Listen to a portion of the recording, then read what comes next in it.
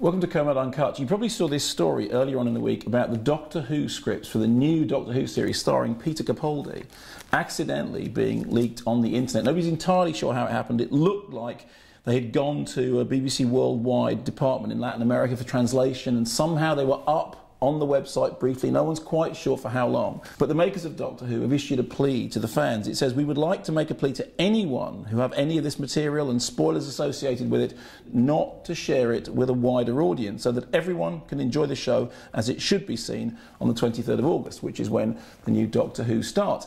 Now, of course, I don't generally do television, but this caught my eye because it chimes with something which has happened very, very often in the film world, that scripts are pirated and made available to the audience, to the fans, they're called, and somehow this has an effect on the films themselves.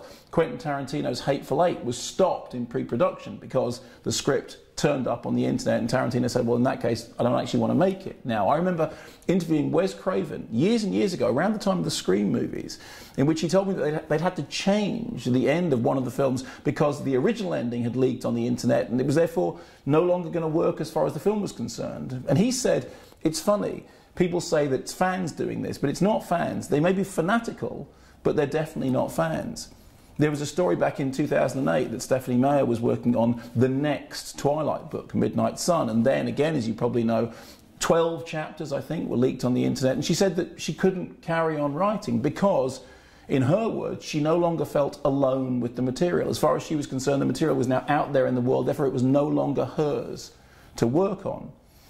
And of course, there was a story just some years ago when Prometheus was about to open. Everybody was trying to find out everything they could about Prometheus, which seemed really strange to me. And one of the first reviews of the film, and I use that word in inverted commas, was a review of a pirated copy of the script, which turned out to be a fake. So one of the first reviews of the film was a review of a script that wasn't the script of the film. But what was important was that it was first but wrong, but first. Now, here's my feeling about this.